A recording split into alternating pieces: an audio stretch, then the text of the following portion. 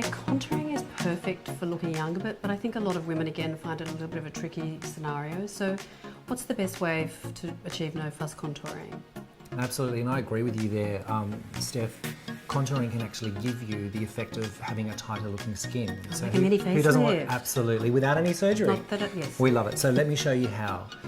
First of all, I would take a highlighter and brush it across the top of your cheekbone. Actually, what I'll get you to do, Steph, is take your finger and take it, press in there. Can you feel where your actual bone is? Yes, of course I can. Okay, so that's exactly where we want to put the highlighter. Okay, so right on the top of the cheekbone. Right on the top of the cheekbone.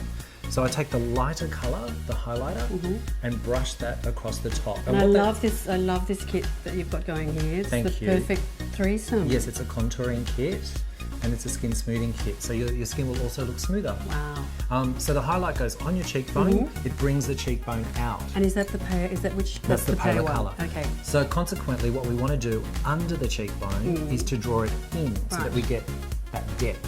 So then I take the darker colour and that space underneath the cheekbone, you take it from the ear and forward and brush it forward, forward, forward, and that's it. So what I've done essentially is to create that depth and your cheekbone will look bigger. So it's all to do with light, isn't it? It's light and shade. Light trick. Absolutely. Yeah. Smoke and mirrors. Smoke and mirrors.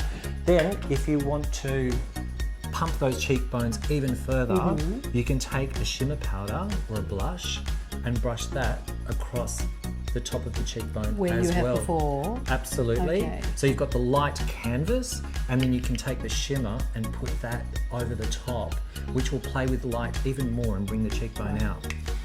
The other thing that you can do to create tighter looking skin is to take the deeper colour again and create a very chiseled jaw. So you take that underneath the jaw. That's the dark colour again. Absolutely. And brush forward. Under the jaw and brush forward.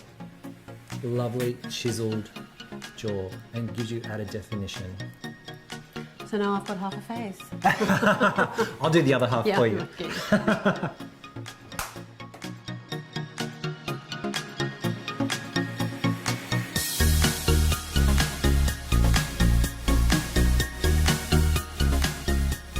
So there you go, Steph, finished. Thank you. I do have one question. Yes. Why do you just go in that forward motion? Why not forward and back? Okay.